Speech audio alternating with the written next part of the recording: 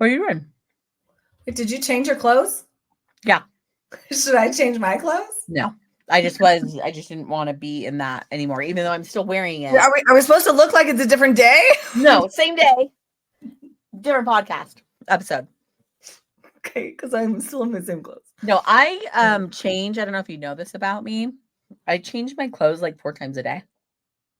That's funny. I probably do as well. I just get sick of those clothes and I don't want to be in them anymore. I'm feeling a different vibe. I'm feeling a different thing. I need to change it up. And I used to think it was weird and I shouldn't be doing that. And then I was like, no. I'm like back in the Victorian days when they had walking clothes. And so they put on walking clothes. And then they have dinner clothes. And so they put on dinner clothes. And they have pajamas. And then they have second pajamas. And then they get dressed for the day in the parlor. You know, that's just how I live my life now. So I had this experience yesterday with my friend that I really wanted to talk to you about. And it's, Caitlin, my best friend. Yeah. Her father passed away, and it was a few weeks ago, and she's been holding it together really, really well. And then last night, she got her dad's death certificate in the mail, and it triggered her, and she totally fell apart. And so she was supposed to come over and hang out, and I went down there. And it's been quite this experience to like go through this grieving process with her. Not even with her, but to witness it, to be like a hugely supportive person. So I kind of wanted to talk about grief a little bit and what what we've experienced when it comes to grief. I think there's so many elements to that. First of all, that sucks so bad and she should fall apart, rightfully so. Absolutely. Away. I think that's something that we don't give enough. We always think like something's wrong with me. I haven't grieved right, or I'm not doing it right because I am falling apart. Like, no, you're doing it exactly right. Like somebody close to you passes away or something tragic happens to you suddenly that you didn't expect. You're doing it right if you feel broken and sad and devastated. Like that's part of the game, right? That was, I mean, my whole experience last night. I think we're constantly wondering not only how to do grief for ourselves and if we're doing it right, but how to help other people grieve, how to support them. And that was this realization as I held her last night and she just sobbed in my arms for an hour, is that I think that what mourning with those that mourn is, what it means to be there, someone that is grieving. What it means is to be willing to be uncomfortable yourself so that you can give someone else comfort. Because I held her and it was so uncomfortable for me to not say anything. I kept wanting to say things. It's going to be okay. You can do this. He loved you, right? I had all these things to say to fix it, to make her feel better. But it was selfish of me to want that because I also knew that none of those things were going to help and none of those things were going to make her feel better. I wasn't saying those things necessarily for her. I mean, I did want her to feel better, but I also wanted her to feel better so that I could feel like I was doing something, so that I was helping. Because it was uncomfortable to sit there in her grief with her, even though I wasn't feeling the same thing. I didn't know her dad well. I'm not experiencing that grief with her. I was sitting there witnessing it and giving her room to grieve and allowing myself and forcing myself to be uncomfortable in that silence and uncomfortable in that not knowing. You show up at their door not knowing what you're going to do when you get there, knowing there's nothing that you can do. You make the phone call not knowing what you're going to say and knowing there isn't anything that you can say. You're not there to make it better. You're there to like give them a moment of comfort and allowing them to just be in their grief. Yeah. I think something that I've learned just recently is the concept of holding space. I don't think I ever had those words or that understanding of what that even meant. I don't think that was in our vocabulary while we were even in the church. Like, let me hold it sounds like so frou-frou. Like, I'm going to hold space for you. Like, what does it sounds a little like I'm going to pray for you. Like, what does that even mean? Yeah. But I think that having had some of the experiences, like you're saying, where there are these moments where there is nothing you can do. And these people that you care deeply about are going to move through this pain. And that's it. All you can do is be there. And you, in fact, this is really interesting because I don't think you know this, but I mean, you helped me bring Jane into the world. You were my doula or whatever you call it, right? Yeah, I And forget about I doulas. very, very frequently go back to that moment where I am in pain. I am going to go through this experience. There is nothing you can do to save me from this experience. You're going to watch me do it, and you're just there. You're holding my hand. You're getting me water. You're turning music on. You're telling people where to go, what to do. And I'm going to go through this, and you're going to watch me do it. But you being there, like it did something. Whether you weren't actually doing anything in a sense of like taking it away from me, but holding space for it, keeping the container for me. I have a visual of what keeping space is because of you. That was the hardest. I've been to a lot of births, a lot of really traumatic, hard births, but that was the hardest one. And I've cried at a lot of them. I never cried like I did that. There were times where I had to turn my head away from you and like get it together. Like, because watching someone you love experience that pain and not being able to do anything about it is hard. And I think that if we are able to do that, we allow the person that is suffering to be comfortable, because I've been in that position where I'm experiencing grief. I think of when Philip, I think, was on his second hospital stay after his second life flight. And it was either really early in the morning or really late at night. It's all very foggy. But my friend, one of my dearest friends, Teresa, showed up, and she just sat in the cafeteria with me. And there was absolutely this feeling of like, it's silly that I asked her to come this late or this early and sit with me when there's nothing she can do. And me starting to feel uncomfortable knowing that she was uncomfortable, but she didn't she held that space for me. She was just there. So I was able to be like, "Oh, I don't have to make her comfortable. I can just fall apart and grieve and be sad and tell the story for the 10th time because it feels like something. I can sit in my grief and she can be uncomfortable, and she doesn't have to fix this for me. She's just there." Yeah. Well, Because she wasn't trying to make it better. I think that's what our podcast is going to be about today, right? We're gonna talk about grief. So if you're just joining us, welcome. Welcome to the Wake Her Up podcast. I'm one of your hosts, Marcella Hill, and this is my sister, Sharon Johnson. And today we're going to talk about grief. I think all the ways of grief, right? Like both of us have been on both sides, holding space for someone grieving. How do you do that? How do you grieve? What does it look like?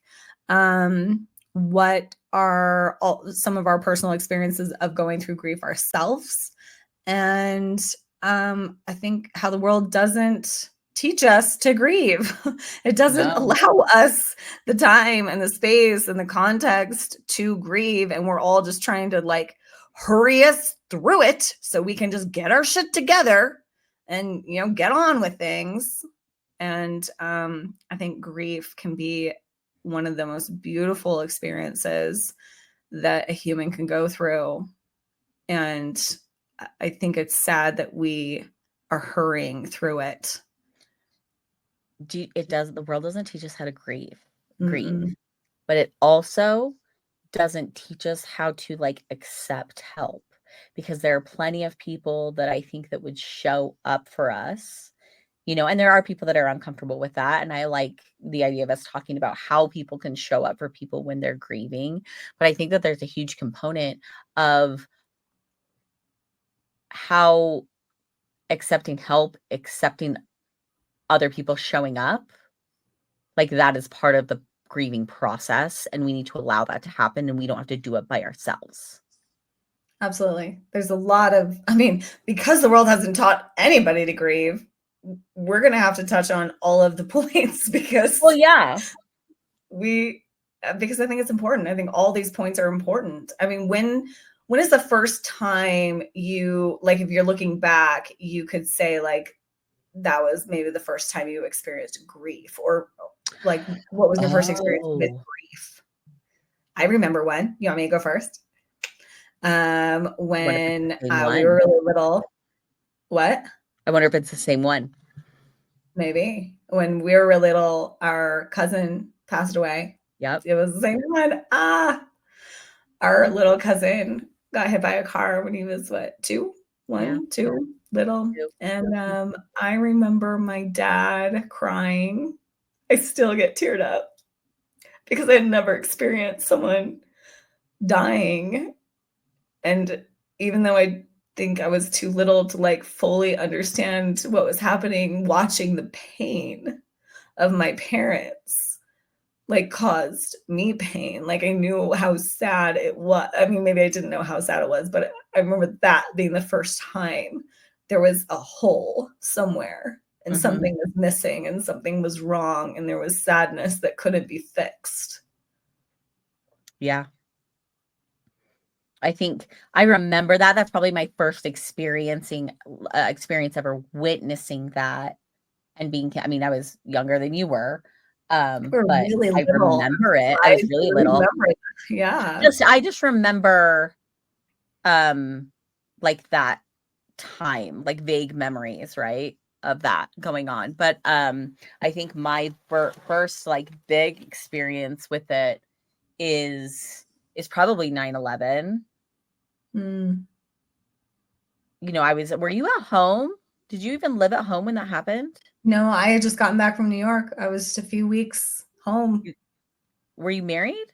Mm-hmm. Yeah. You had just got married. Yeah. I was in high school and I just remember the thing that I remember really vividly when it comes to like grief. My lighting is so terrible right now. It's driving me crazy. We'll figure this out someday. It's fine. Is my dad was out of town. He was like in Houston or something and he couldn't get home. And my dad is former military. So when it happened, he wasn't there and he got home days and days later. He had gotten a rental car with a bunch of random people that he didn't know. They teamed up, like who's going to Utah, who's going here. And that's how they got home. And I remember him getting in and all of us running out the front door and just hugging each other. We were just like this pile, which we're not an affectionate family like that. We don't hug. And all of us just crying. And that was, I think, my first experience of like something really devastating, like in death. And that was my first experience of that. Personally, I think I'm just now getting to a point of really processing grief. I mean, Grandpa died almost 10 years ago, right? Yeah. And I think I'm just now processing that because I think I'm just in all my therapy and all my healing. I really think that, I mean, we come back to religion so much and I don't, it's just a huge part of our lives it was a huge part of our life when we were practicing, but it's a huge part of our life that we left. And I think that my beliefs in my religion kept me from ever really experiencing grief. From really, yeah, because right? We kind of skip it because we're like, oh, we'll see them later. We'll see them in heaven. We'll see them in the future. So we better make sure we live righteously enough that we can see them again. And if we have enough faith, then we won't have pain. If we are living the commandments, then we will have joy. And so I just don't think that there is room or a respect for grief and sadness, because I think I had a context of like, if you're sad, you must be doing something wrong. I remember, this is devastating. This poor, poor girl, young Sharon. The first time I broke down after, so my baby had been life flighted. He was intubated on life support. I was all by myself. I remember going out into the hallway, just slumping down onto the floor and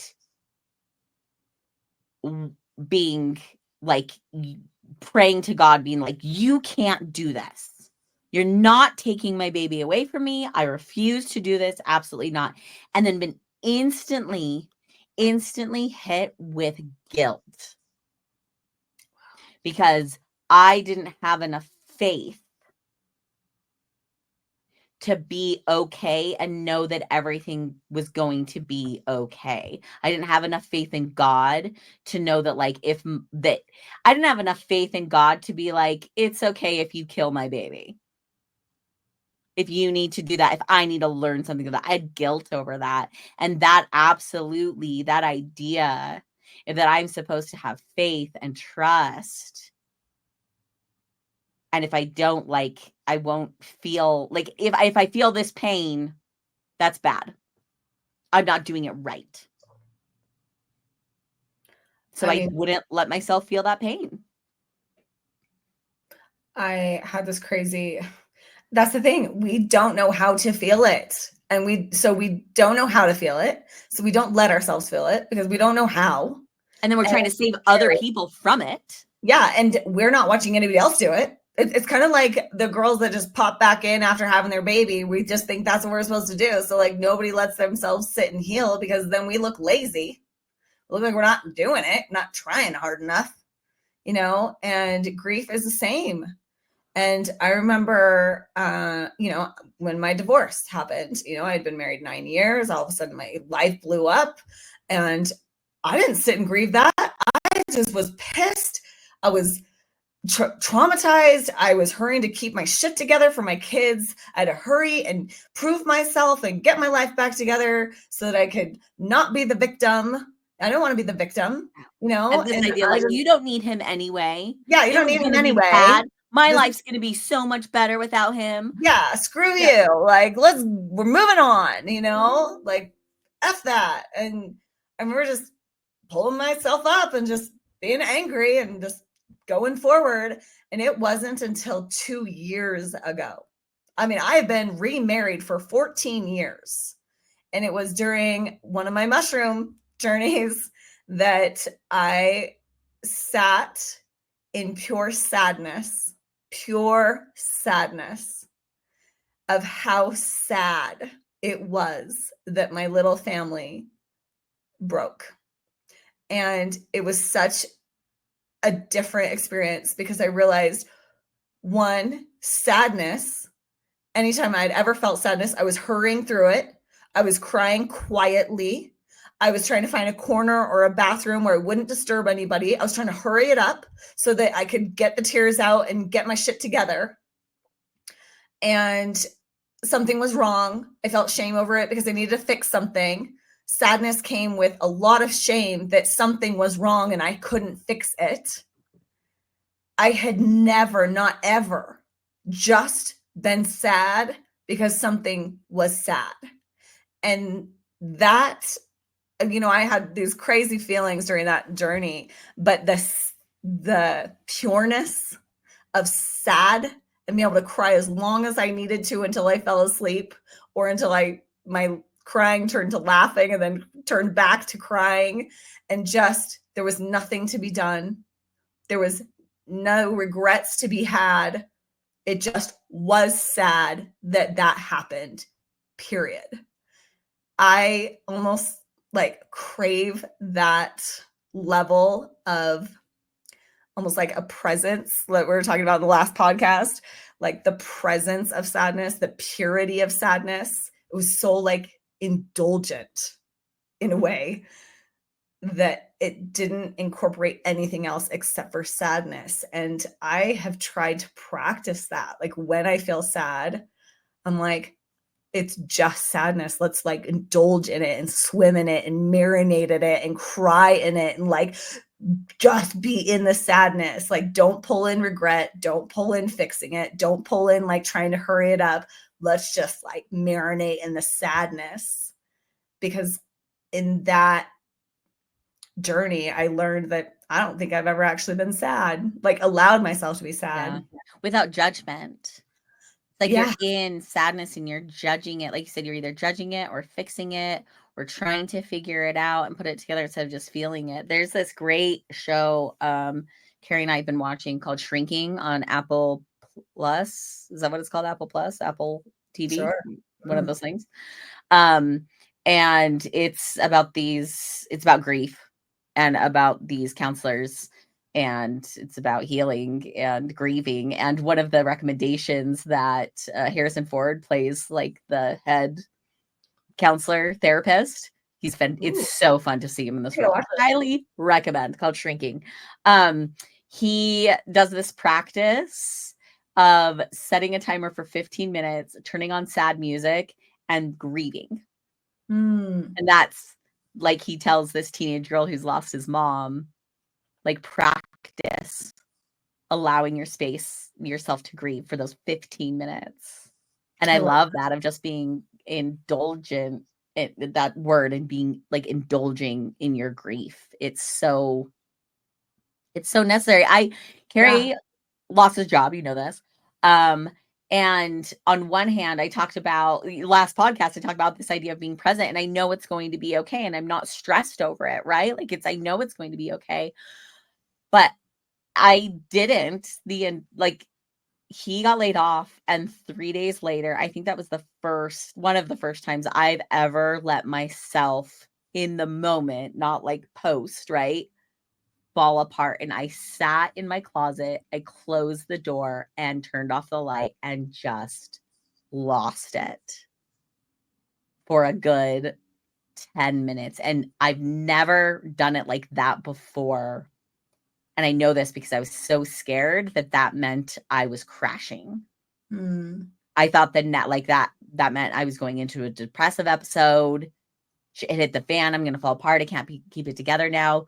When I think that allowed me to like stay out of going into a depressive episode, because I was able to like let it out. Why do we even use those words? Like you even contexted it with, I went and lost it. Why do we even use those words? Why not say like, and I indulged and I fell into, and whatever other word. Like lost what? Like lost my composure? Lose anything. Like, you chose to like sit. It's almost like if we chose to go be at a movie theater where we're in this full indulgent experience, we chose to sit in this full consuming moment of energy and feelings. It's in fact, I didn't lose my grief. I found it. Like I went into the closet to find my grief and experience it. I love that idea. I went and sat with my grief, right? I sat with it and I swam in it and I did all the things with it. I think this is going such a different direction than I thought it would go, but the idea that we don't know how to feel feelings is so fascinating to me, because I've always been an introspective person. I'm not afraid to like look inside and, gather up like, why is this happening to me? But I have learned that I don't know how to feel feelings. I cry in silence. I barely cry, hardly ever. And this has brought up all these cool conversations. I mean, Jane's 10, and we had this conversation after my experience with sadness. We were just eating breakfast. Nobody was sad. Nothing sad was happening. But I was like, hey, let's talk about feelings. Let's say you're going to be sad. What would a sad day look like? If you were going to do sad really well, how would you do that?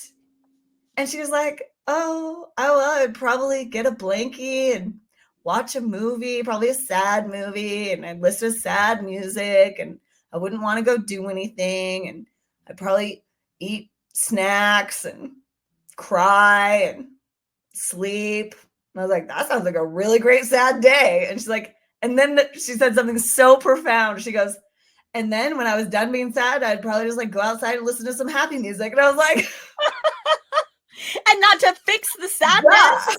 Yeah. She was done being sad. I'm done now. Now I am done being sad. It's like, oh, that's brilliant. Write this down. Like, what if we weren't afraid of the grief and the sadness and the feelings and all of it? What if we just indulged in it, let it be there? When we're kind of tired of it, we take a recess, go outside, come back to it when we are ready to be grieving. I mean, what if we could do that? And allow other people to do that. Like, I started this talking about uncomfortability of me helping my friend through her grief.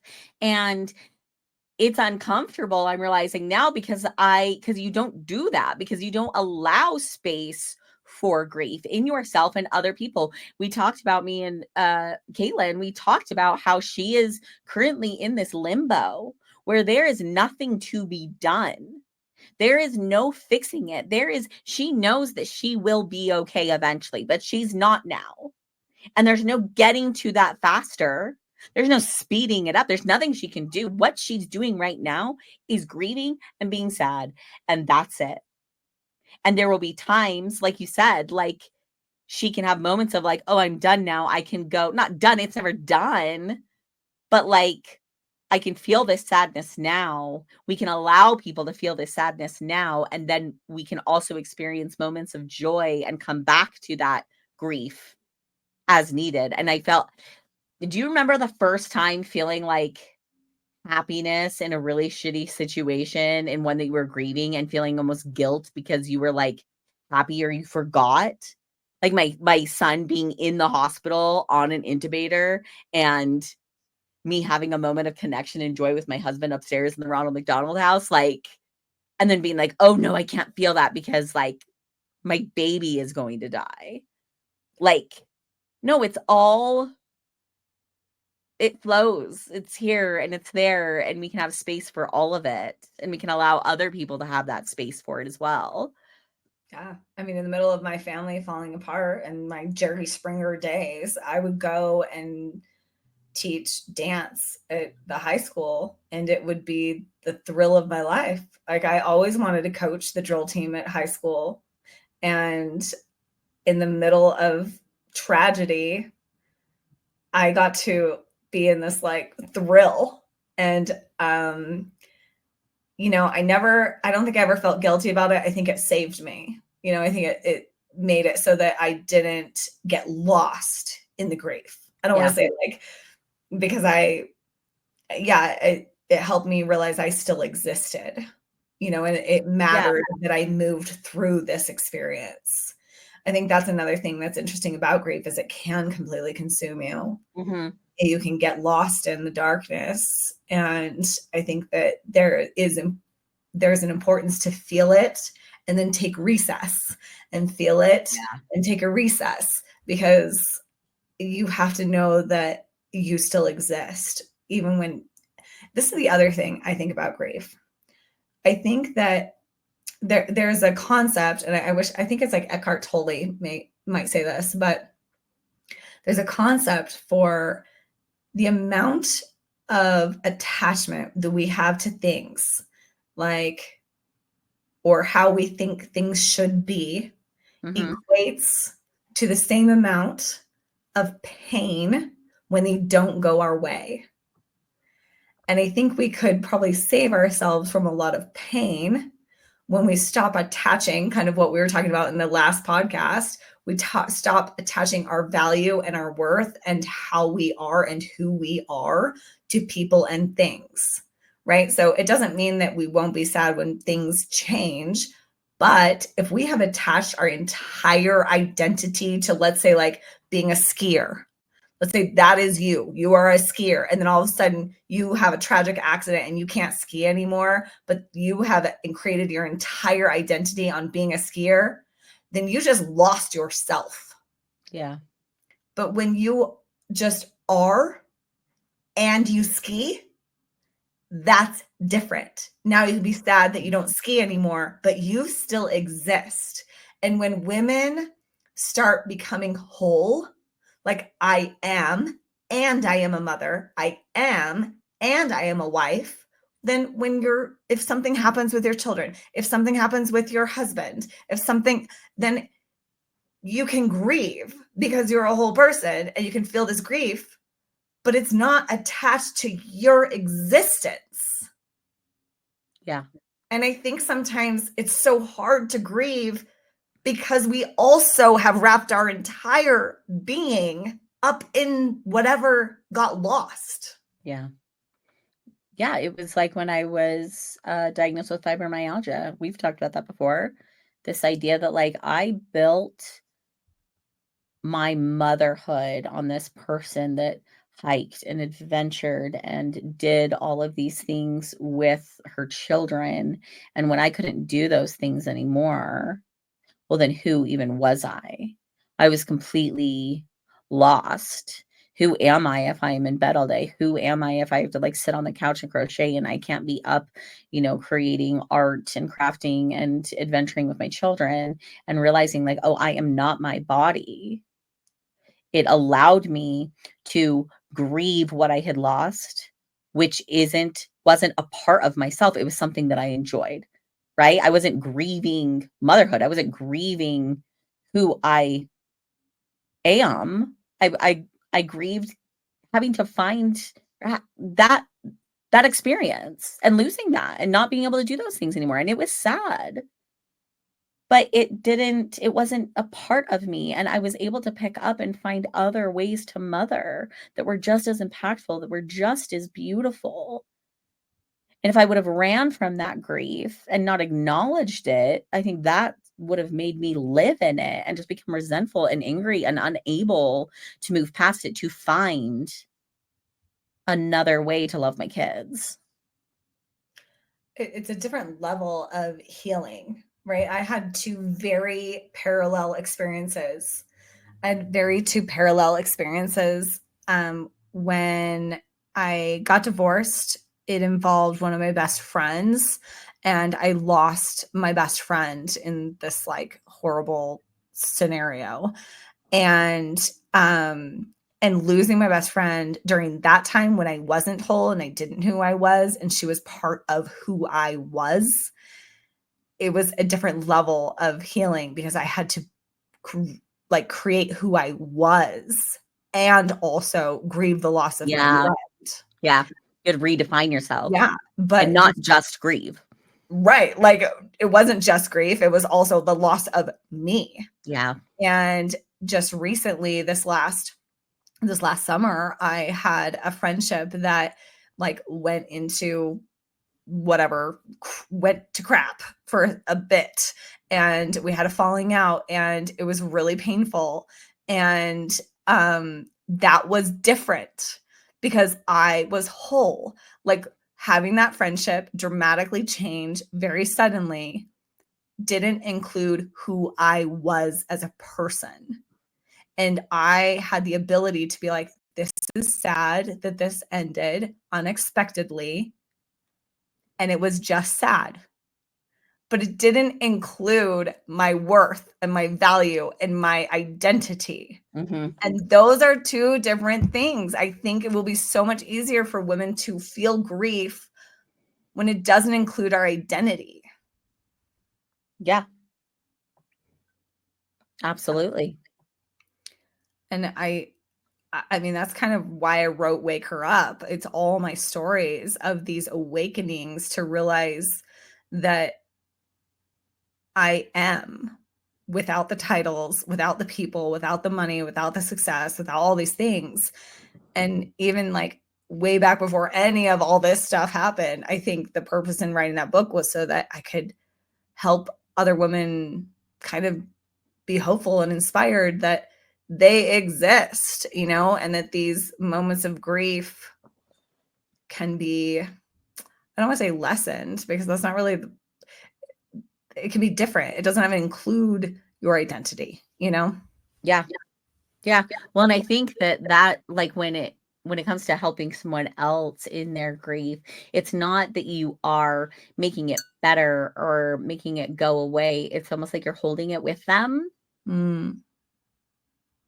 Like it feels just a little less heavy when you have someone else there witnessing it, holding Absolutely. it with you. The first time I experienced that, I had my first pregnancy was a miscarriage. I was Yeah. really young. I was 21 and it was very early, right? Like, I don't know, Mhm. it was barely. And I remember I was sitting on the floor crying some random day. It's such a weird, miscarriage is such a bizarre thing where you're like grieving the loss of an idea, right? Yeah. And I remember somebody anonymous, don't know who they are to this day, left flowers on my doorstep. And I remember like physically feeling lighter. Like I'm going to cry now, but realizing that somebody else was feeling sad with me Yeah. made it so that my sadness wasn't all mine. It was a little bit less, like someone's helping me carry it. Yeah. Sadness is still there, but like somebody was helping me lift it. And it was so simple. And that was the first time I think I understood the power of showing up, even if it's anonymous, like just having someone else say, like, I am here, I'm aware of your sadness. It Yeah. makes it easier. Just acknowledging it, just acknowledging that it's there. It's, so our sister had a stillborn baby, and that taught me so much about grief. And whenever I meet someone who, um, you meet someone and you say, "Oh, as a mom, like, how many kids do you have?" And it's come up before where they're like, "Oh, well, I have 4, but only 3 are living." And I love that I know at that moment that I don't get awkward, I don't get weird. I instantly am like, "Oh, what was their name? Tell me as much as you want to tell me." Like, I ask questions. Mm.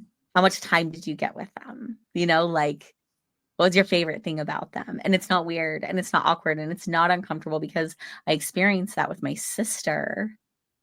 And you're able to, like, hold space with it instead of being uncomfortable and drawing back, because a lot of people would hear that and it gets awkward and it gets weird, and you don't know what to say and don't know how to show up. And so I think we're really good at holding space for people that grieve. And I did a TikTok a few days ago of, like, 6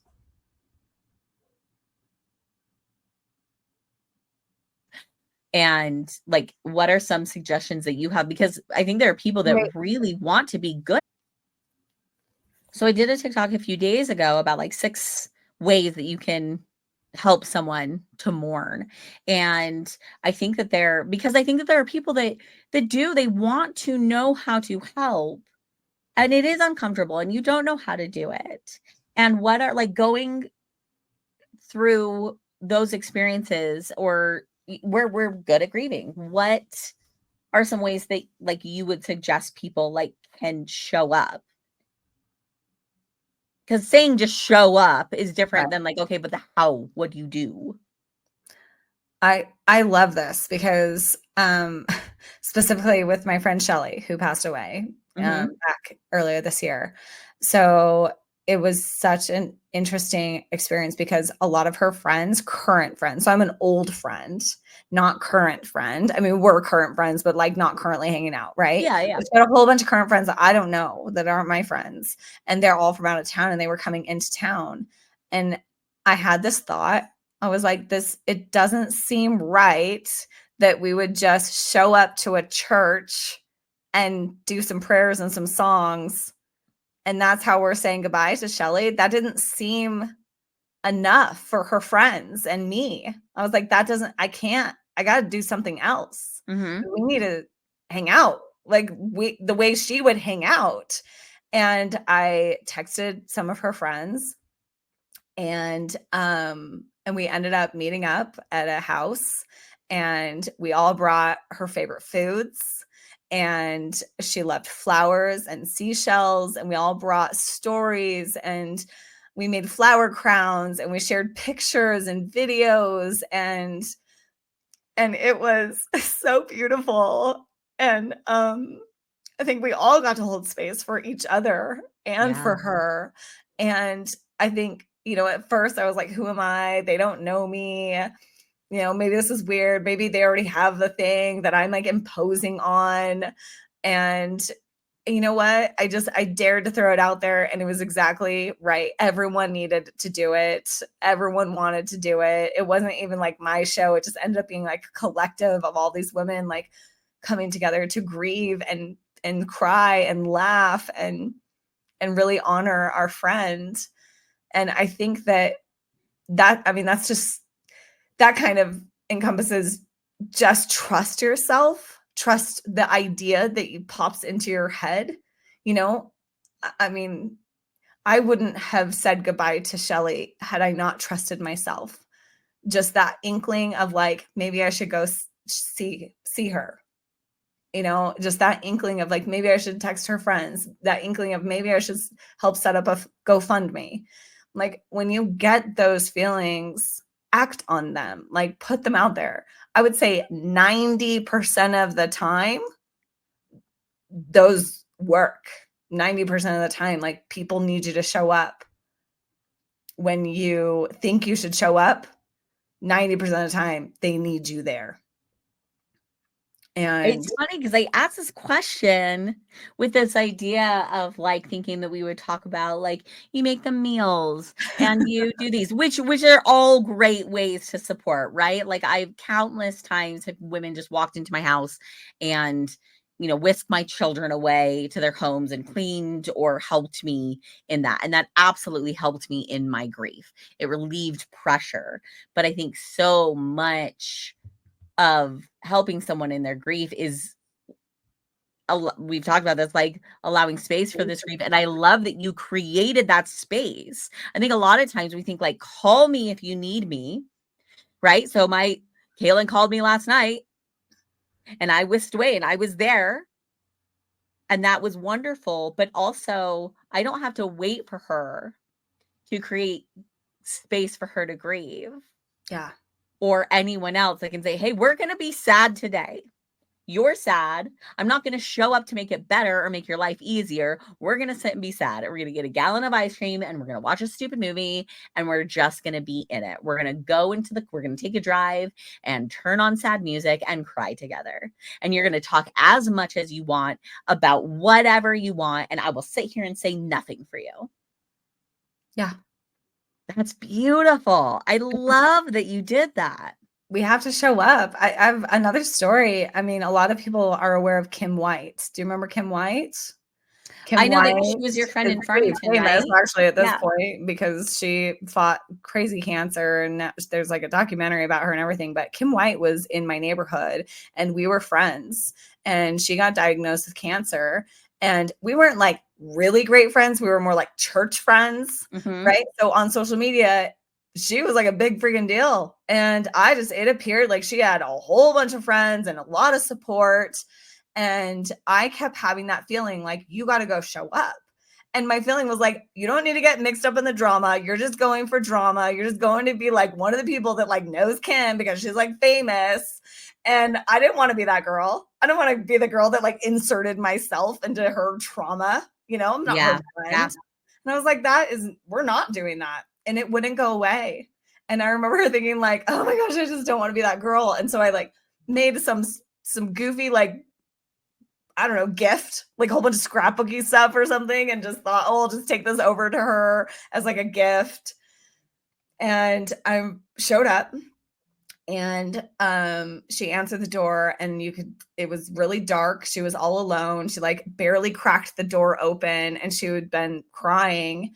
And I just was kind of awkward. I was like, hey, I just wanted to bring this over. And I was like, how are you? And she was like, I'm fine. And then I had the audacity, like, come out of my mouth, be like, no, really, like, are you okay? Because she didn't look okay. And I get choked up again. I cannot get through these.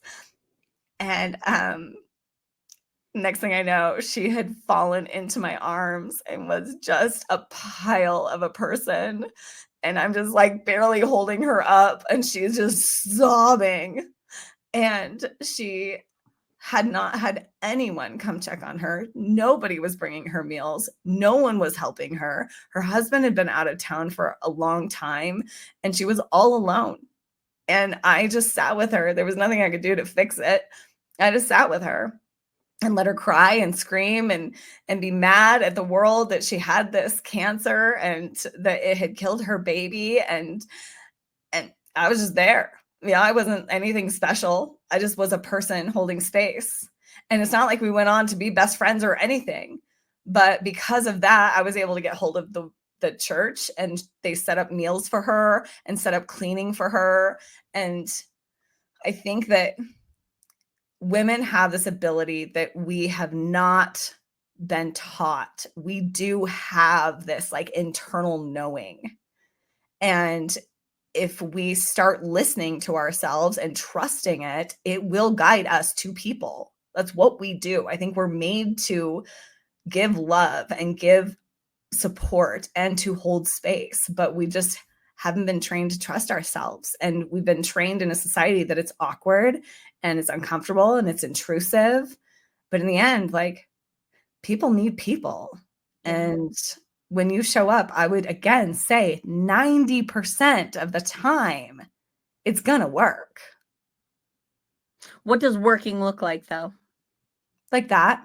Like where you show up thinking like it's nothing and that she's going to be offended and like rude and be like, go away. And she ends up really, really needing you. Yeah. Right. 90%, like the other time where I'm like, I don't want to be pushing to go see my friend Shelly who's dying. I already said my goodbyes. I don't want to take up more time to, that more people should be taking. Like I already had my time, and then trusting that it felt like I should show up, and I showed up, and there's my friend like a day away from dying, and she has nobody surrounding her. She's watching Friends on TV. All of her windows are closed. Her husband's on a Zoom call at work. She needed me to come, open the windows, move the plants in front of her, sing Taylor Swift songs with her, show her pictures of the ocean, laugh with her, cry with her, hold her face, kiss her. And had I not listened to myself, I would have missed that. And she would have missed it too. And there was somebody there like me to witness her husband picking her up for the last time and putting her in a wheelchair. Like, we have to trust ourselves showing up, because again, that's what I mean. It works. Like when you show up, you're needed 90% of the time. Your soul knows that you're needed. And we don't need to ask necessarily, like, can I come? I remember you taught me this. I'm in labor, having a freaking baby. My husband, Tage, is like, do you want a drink of water? And Sharon, this probably crosses my mind like 5 times a week. I'm not even kidding. You said, do not ask her if she wants water. We know she needs water. You're going to give her the water and you're going to say, drink the water. And if you don't want it, then you won't take it. Like, right. But like, I desperately needed him to just give me water. Yeah. Don't ask me if I want water. I obviously am going to drink it or I'm not, but I just need you to give me the water. No, when you are grieving. And I think that you are such an incredible example of like, don't ask, just know that you know and show up with it. Thank you. Yeah. I think it's just because in my experiences, well, one, we have a mom who does that. So we learned from the best of the best. You just show up and you do what needs to be done. You show up at people's houses and you clean and you cook and you love them and you pick them up and you give them rides and you show up the way. Like, she taught us that. Even Dad, I remember, do you remember, I don't even know if you were around then, if you're in college, but the neighbor's house it was raining and their house was leaking, and the Stouts down the street, and Dad wasn't going to church around that time, right? So everybody thought that he was like this failure of a person because he wasn't upholding his priesthood, and it was on a Sunday and we were getting ready to go to church, and I don't even know how he found out what was happening. But like he changed out of his clothes and got his tool belt and went in the pouring rain to the neighbor's house and spent hours over there fixing their roof with them. That's so And I was bad. like, oh, that's like, he didn't ask, hey, you need me? He just like showed up with a belt. And I think that, I was saying, in experiencing that myself as well, questions are so much when you're experiencing grief. It's too much. I don't know what I want. I don't know what I need. I don't know what to do right now. It's all too much. And I was friends with an Instagram friend for years. We knew each other mutually. And the first time we ever met, she was the first person before any family or anything to show up at the hospital after Philip, his first life flight. And she brought like Chick-fil-A. And we had never met in real life, but in my Instagram bio, it said peanut butter by the spoon lover. And she brought me Chick-fil-A and I think maybe like a coloring book or it's like a People magazine and a jar of peanut butter and a spoon. And she just showed up. She wasn't like, hey, can I stop by? I think she texted me and was like, hey, I'm at the hospital. Can you come? Like, and she didn't require anything of me. Yeah. I didn't have to sit there for a half an hour and chat. She just showed up. I think we've been given like incredible examples in our life, grandma and grandpa. I mean, they'll just show up at like, Ragnar relay as volunteers. Like when I was running that relay, they just showed up. They drove all the way from Arizona to Utah and just volunteered as volunteers just to support me, just to be like, we are here. Yeah. And I think that, I mean, I know we're talking about grief, but specifically just, I think that's what grief needs. It needs, if you have someone in your life that is grieving, they don't need a whole lot other than you just being. And I think in order for us to be able to be, kind of goes back to all the other things that we've talked about in our previous podcasts, where like, that's the importance of getting to a wholeness of self so that you can be with people without the angst of like trying to make things better. Yeah. Being present, sitting, being whole, knowing that everyone is whole and that we just feel feelings and this is what we do and nothing is wrong. Like it all goes together. Yeah. Feelings aren't things you are trying to escape. You're not trying to escape the sadness and the grief. Yeah. You're not trying to, help someone else not feel it. You're trying to help them hold it. And if you Google like phases of grief, there's like all these phases, right? Yeah. Anger and all these things. Targeting and in the end, like they're all feelings to be felt. And going all the way back to the beginning, what we're saying is indulge in it, swim in it, come up for air when you need to come up for air. But like, it's a feeling to be felt. Yep. And if you're not in grief right now, maybe start asking the questions like, what would a really good grieving day look like for me? Ooh, I like that. Like what do you cry? Do you be with friends? Do you buy yourself flowers? What does a really good angry day look like for you? Like go through the feelings, like walk yourself through, like what does it look like to indulge and surround yourself in these particular feelings? And we're going to have to train ourselves how to feel feelings. Yeah. It's bizarre. That's beautiful. I'm so glad that we spent this mini episode talking about grief.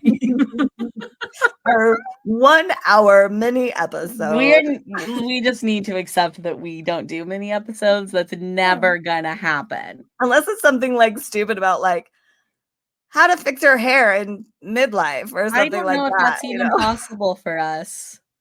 We should do like something a little more light, like Christmas traditions or like how to make snowflakes to hang from your ceiling. Right. I'm That's really the good at next that. episode. How do you do that audibly, Marcella? No, that'll be a YouTube chat. We'll do a whole Got it. YouTube channel. Oh, okay. Except for making snowflakes is going to take us a half an hour. So. Yeah, that's true. We talk too much to do it. Half an hour. Well, This this was has been beautiful. beautiful. I hope this has been Thank super you. helpful. And if you guys are looking for more community, more support during this midlife craziness, because we're going to experience more grief. Like the older we get, like Oh, we're yeah. going to lose more people as Yeah. we go. We're going to need to learn this. So you can Wanna go to get good at it. wakeherup.co and find community. You can find more community. You can find support, hormone help, all the things. And also find us on social media if you want to find us in shorter segments than an hour. And you are being Marcella Hill. Yes, I am. And I am Sharon A. Life. I love On TikTok and Instagram. I love your handle, Sharon.a.life. It's so damn good. I love it. Oh, thank you. I still don't really know what it means, but it works. Don't tell anyone. It works. Okay, we works. love you all. I love Okay, you. love you. Thank I love you. you. Okay. Talk to you later. Bye, everybody. Bye, baby bug.